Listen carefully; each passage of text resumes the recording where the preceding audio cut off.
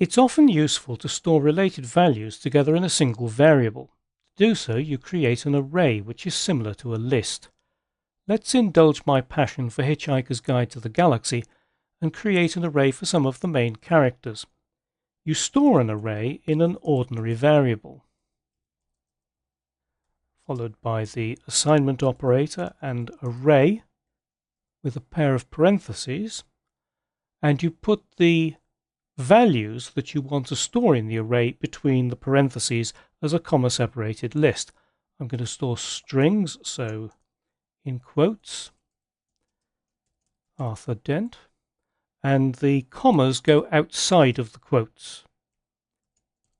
Ford Prefect and Zaphod Beeblebrox.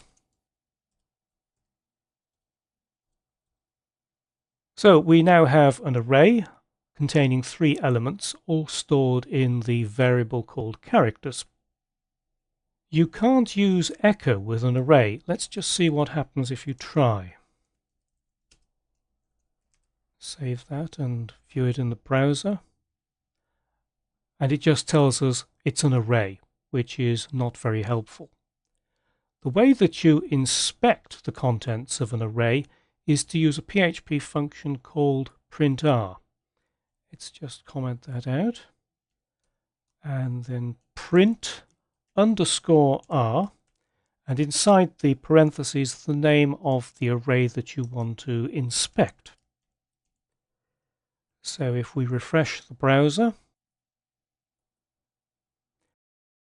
here we've got the array elements, and each one has a number which is called its index.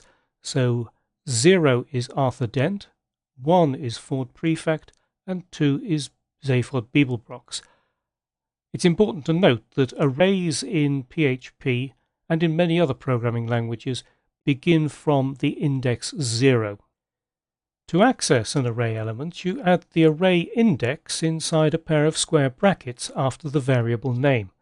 So if we want to display the second element in the array, we'll use echo, then the array name, and the array index goes inside the square brackets. So for the second array element, the index is 1. Just save that and refresh the browser, and there we are. It's displaying the second array element. To add more elements to an existing array, you use an empty pair of square brackets after the variable name and assign the value directly. So let's just add a couple more square brackets after characters, and we'll add Marvin, and then we'll also add the creator of the Norwegian fjords, who was strangely reluctant to reveal his name to Arthur Dent. I wonder why. Slarty Bartfast. So now we've got 5 elements in the array.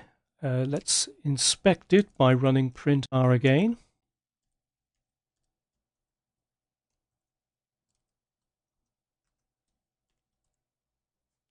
Comment that out, save it.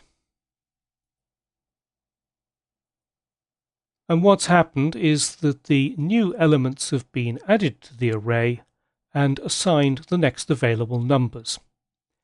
Because each number is known as the index, this type of array is normally known as an indexed array. PHP has another type of array called an associative array. Instead of using a numeric index, each array element is stored as a key value pair. So let's create an associative array for descriptions from the Hitchhiker's Guide. You start with a variable as before, and then the assignment operator, array, and the key value pairs go between the parentheses as before. First the key, which must be a string. So we'll have Earth, and the assignment operator is an equal sign followed immediately by a greater than sign, so it looks rather like a double arrow, and then the value. mostly harmless. And then a comma. We'll add another one. Very often when I create associative arrays, I use a lot of white space and put them one on top of each other so they're much easier to read. Don't need to do this, but it's good for readability. So we'll have the second key, Marvin, and his description. The paranoid android.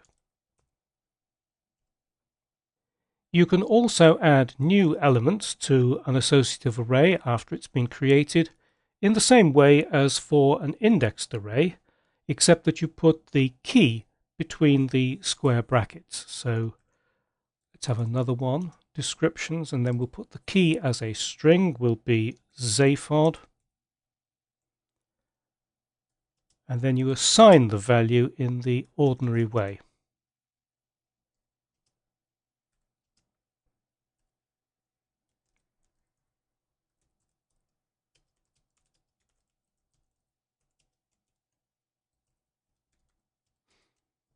It's important to note that you can't use an associative array element directly inside a double-quoted string. Let's just see what happens if I try to do that. So, echo Earth is described as, and then descriptions, and the key is Earth, closing quote, and semicolon. You can see that my script editor is signaling that there's a syntax error, but I want to show you what will happen if you try to load this into a browser. So I'll just save that, refresh the browser, and we've got this long and complicated message, error message, which tells us that, oh, you can't do that. So how do you get around this? Well, the simple answer is that you wrap the associative array element in a pair of curly braces. As soon as I do that, the syntax error goes away. And let's just comment out this print R line here, save and refresh the browser. And now we know that Earth is described as mostly harmless. Arrays are an important part of PHP and you'll use them a lot. In this lesson you learned how to create both indexed and associative arrays and inspect their contents with print R. Indexed arrays use numbers to identify each array element, and it's important to remember that the numbers begin at 0. You also learned that you need to enclose associative array elements in curly braces if you want to include them in a double-quoted string.